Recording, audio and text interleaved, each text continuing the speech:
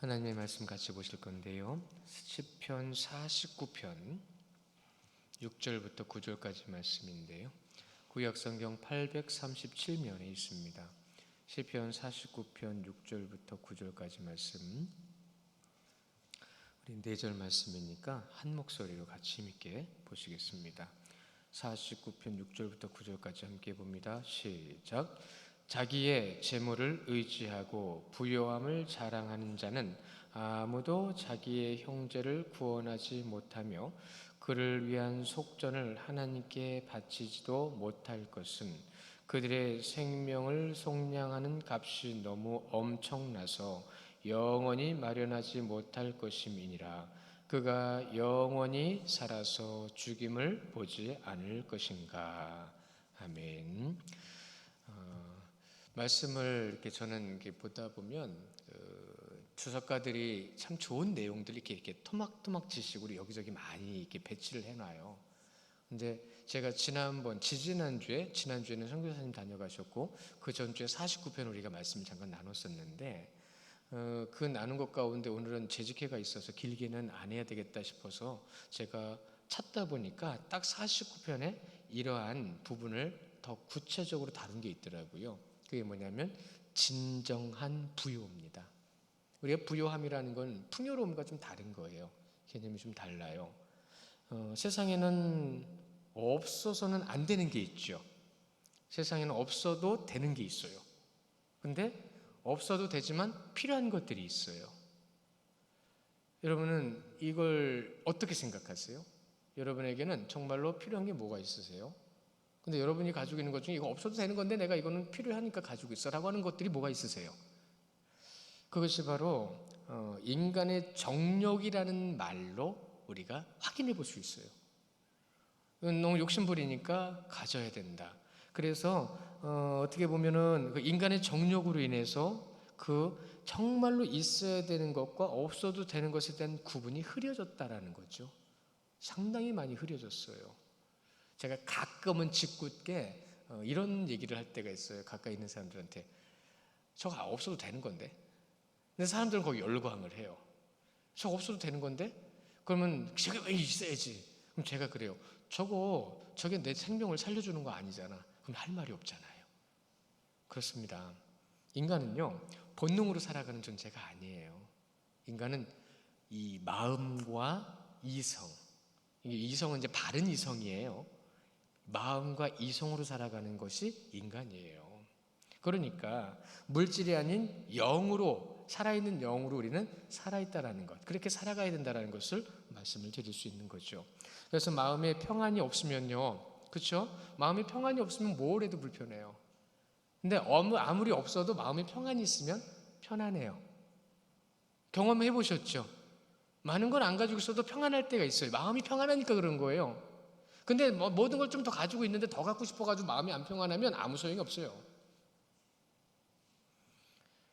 그래서 인간에게 정말로 무엇이 중요한 것인지 우리가 한번 깊이 고민해야 되는 것이니 말씀 가운데 알려주시는 건데, 오늘 이 부요함이라는 것 가운데에 물질을 가지고 비교를 해주고 계시잖아요. 그래서 우리가 끊임없이 무엇을 추구하고 있는가를 한번 깊이 돌아보셔야 돼요. 여러분 뭘 추구하고 계세요? 인간에게는 무엇이 가장 중요한 것인지 어떻게 생각하세요? 여러분 생명이 없으면 아무것도 없습니다. 그렇죠? 여러분이 아무리 많은 것을 누리려고 해도 생명이 없으면 아무것도 아니에요. 하나님께서 창조하신 우주의 모든 만물 가운데에 아무리 모든 것을 다 갖다가 들이댄다 하더라도 생명과 바꿀 수 있는 것은 하나도 없어요. 그것을 우리가 잊지 않는다고 한다면 우리 이 생명에 있어서 가장 중요한 게 뭘까요? 이 생명을 증명해 내주는 것이 바로 이 육신입니다. 이 육신은 물질이에요. 그 물질을 통해서 하나님께서 분명히 생명의 존재함을 보여주고 계시는 거예요. 그러니까 여러분 육신 되게 중요한 겁니다. 그것이 하나님의 증명의 증거물이기 때문에 그래요. 중요하게 다루셔야 돼요. 그래서 우리가 지금 가만히 세상을 돌아보면 물질의 가치하고요, 생명의 가치를 볼 때에 이 어떤 것이 더 중요한 건지를 분명히 우리는 알고 있지만 세상은요 이 모든 선을 지금 넘어서고 있어요. 말씀 먼저 보실까요? 두 절 먼저 보실 건데 디모데후서 3장 2절의 말씀입니다. 잘 아시는 말씀이에요. 꼭 기억하세요. 같이 보실까요? 시작. 사람들이 자기를 사랑하며 돈을 사랑하며 자랑하며 교만하며 비방하며 부모를 거역하며 감사하지 아니하며 거룩하지 아니하며. 무슨 말씀인지 아시겠죠? 어느 때에 이런 모습들이 자꾸 나타나는 거예요. 또 한 절은 디모데전서 6장 10절의 말씀인데요. 함께 봅니다. 시작. 돈을 사랑함이 일만 악의 뿌리가 되나니 이것을 탐내는 자들은 미혹을 받아 믿음에서 떠나 많은 근심으로 자기를 찔렀도다. 아멘. 내 마음을 괴롭게 하는 게 뭐예요? 우리 성도님들은요. 물질이 혹시 마음을 힘들게 하시나요? 아니면 어떤 사람과의 관계가 여러분을 힘들게 하시나요? 사실은 지금 두 절 봤지만 이 두 가지가 다 들어있어요. 그러면은 우리가 정말로 진정한 부유함은 어디서 찾아야 되냐는 거죠. 이미 세상의 모든 부유함은 그 경계를 흐려버렸어요. 왜요? 하나님 중심이어야 되는데 인간 중심으로 지금 모든 것이 세워져 있잖아요. 세워가려고 그러잖아요. 우리들도 그렇게 하는 모습이 있잖아요. 하나님이 중심이 아니면 아무 소용이 없다라고 말할 수 있어요. 그러나 하나님 중심이라는 것을 누구에게 증명해낸다라는 거죠? 성도 안에, 교회 안에, 저 세상에 나가서 빛을 발하는 거죠. 오늘 말씀에서도 자기의 재물을 의지하고 부요함을 자랑하는 자라는 표현이 나오고 있잖아요. 여기서 재물을 의지한다라는 말 가운데 이 의지라고 하는 이 빠타흐라는 말이 있어요. 원문에. 이 빠타흐라는 말이 무슨 말이냐면 이것은 믿고 신뢰한다는 뜻인데 어원을 따라가면 좀 황당합니다. 왜냐면요, 이 어원은요, 나를 보호하고 나를 안전하게 하고 나를 지켜주는 것. 그런데 잘 들어보세요. 재물을 의지하고라는 말이 이제 뭐가 되는 거예요? 그러니까 지금 현대를 그대로 대변해 주는 말 아닌가요? 여러분, 물질은 우리를 보호해 주지 못합니다. 우리를 지켜주지 못해요. 필요한 부분에 있어서 우리에게 필요로 쓰임받는 거지 그것이 우리의 생명을 대신할 수는 없어요. 그런데 이 시대가 지금 그 기준을 갖다 막 흐려놓고 있잖아요. 현대 인간이 물질을 바라보는 관점과 똑같다라는 말씀을 꼭 드리고 싶었고요. 이러한 관점들 때문에 교회도요, 교회 안에도요, 그러한 관점들과 시각들이 너무 많아요. 오늘 꼭 재직회가 있어서 이런 말씀을 드린 건 아닌데도 그렇게 맞아떨어졌는데, 그래서 재정에 민감하고요, 촉각에 곤도서고요, 집중하게 만드는 거예요. 여러분, 생명을 살리는 교회에 돈이 없다라고 해서 벌벌 떨면 말이 안 되잖아요. 여러분, 다 제껴놓고라도 모여서 예배만 할 수도 있는 거예요.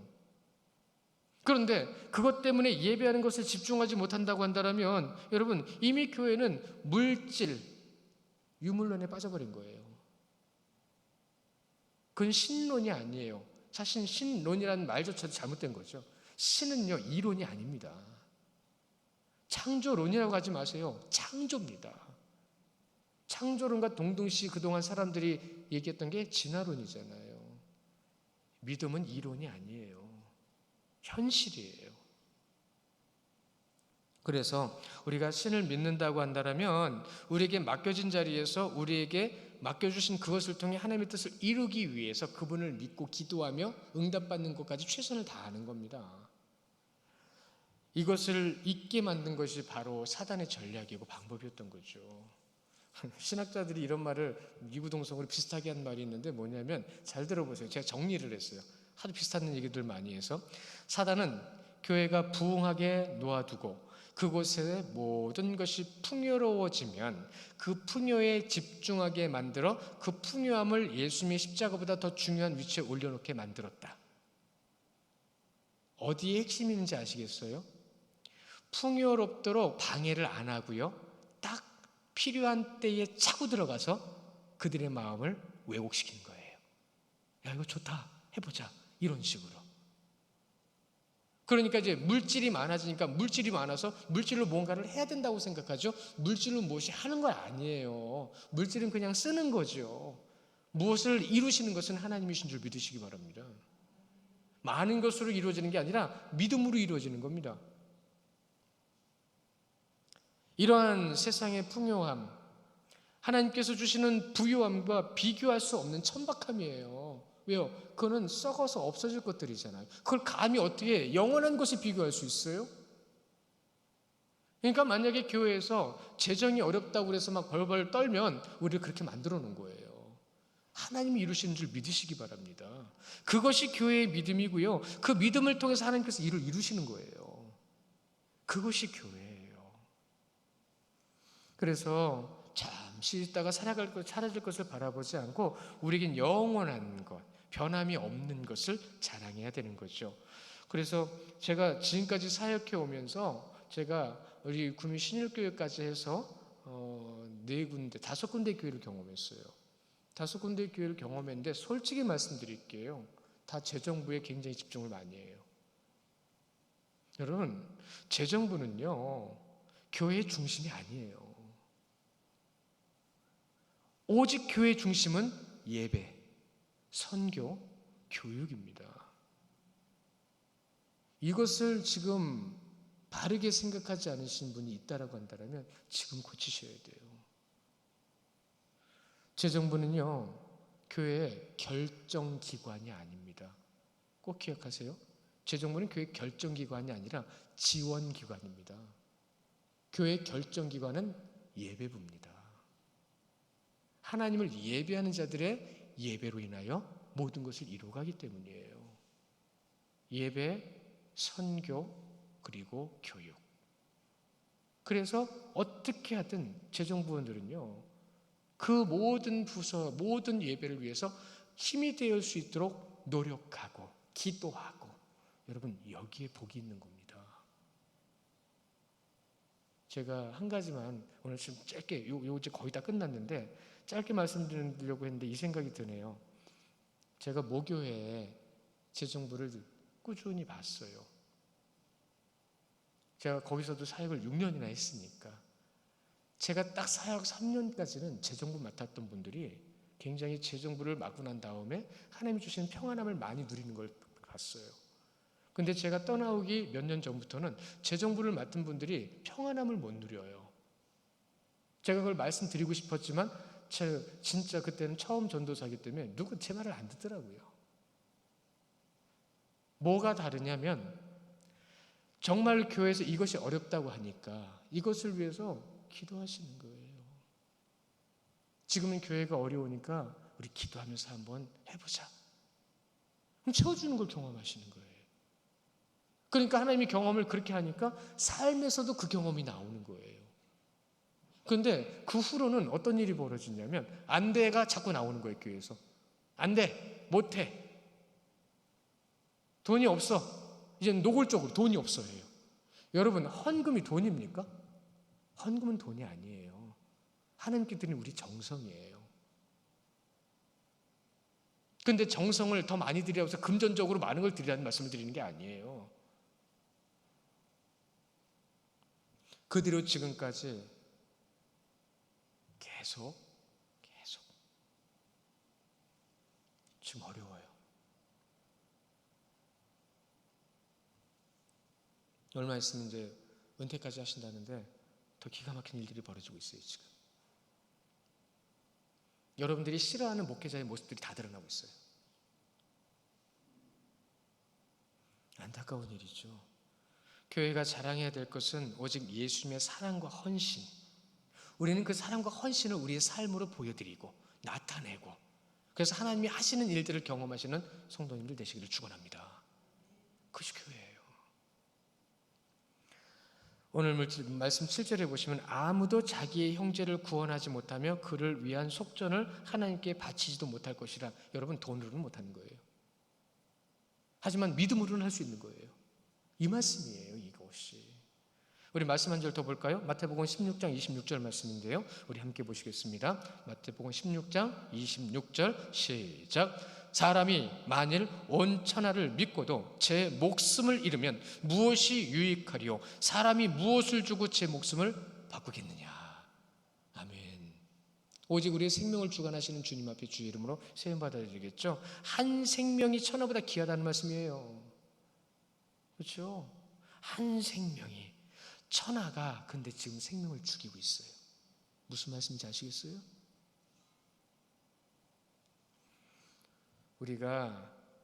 우리에게 생명을 주셨다면 그 생명을 주시고 대신하실 수 있는 그분을 믿어야 되는 거예요. 우리의 생명의 소유권은 그분에게 있으세요. 그러니까 우리가 그분 안에 믿음으로 서 있어야 되지만 우리는 이 물질이라는 것에 얼마나 매여 있습니까? 물질보다 못한 생명으로 인식하는 시대, 그렇게 취급하는 시대를 우리는 지금 진짜 목도하고 있어요. 너무 안타까워요. 로댕 기억나시죠? 로댕이 앉아있는 모습 기억나시죠? 근데 그가 옷을 입고 있나요? 그는 옷을 입고 있지 않습니다. 내가 여기까지 왜 와 있을까라고 하면서 그는 옷을 입고 있지 않습니다. 왜 그런지 아세요? 아무것도 소용없는 거예요. 아무것도 소용없는 거예요. 생명 앞에는. 모든 것을 내려놓는 그 순간 로댕은 깨달은 겁니다. 그것을 조각한 그는 그걸 전하고 싶었던 거예요. 끝으로 9절에서요. 내가 영원히 살아서 죽음을 보지 않을 것인가 라고 돼 있죠. 꼭 영원히 안 죽을 것처럼 살 거야? 이 말이에요. 안 죽을 줄 알아? 이 자리에서 예배하는 우리 성도님 중에서요. 혹시 영원히 살고 싶은 분 계세요? 영원히 살고 싶은 분 계세요? 영원한 삶은 딱 두 가지입니다. 아시죠? 천국과 지옥입니다. 그러면 우리는 그 영원한 삶 가운데서 천국 백성으로서, 그렇죠? 그런데 천국 백성으로 사니까 죽음 앞에서 우리는 소망이 있는 거예요. 근데 지옥 백성들은요, 소망이 없으니까 안 죽으려고 발버둥 치는 거예요. 안 죽으려고. 영원히 살 것처럼. 우리 성도님들은 영원히 살 것처럼 사셔도 돼요. 영원히 사실 거니까. 다 천국에서 만나세요. 사랑하는 성도 여러분, 성도만이 부유함이 무엇이고 부유함을 누릴 수 있는 자격이 있다는 것을 잊지 마십시오. 근데 그 부유함을 못 누린다고 한다면 안타까운 거죠. 그것은 영원한 것이고 또한 영원한 생명으로 나아가는 우리의 삶의 예배의 모습이죠. 그 모습 가운데 하나님의 은혜를 누리시고 그 부유함을 많이 누리시는, 충만함이 더하시는 성도님들 되시기를 축원합니다. 이 시간 우리 같이 찬양 한 장 하시고요.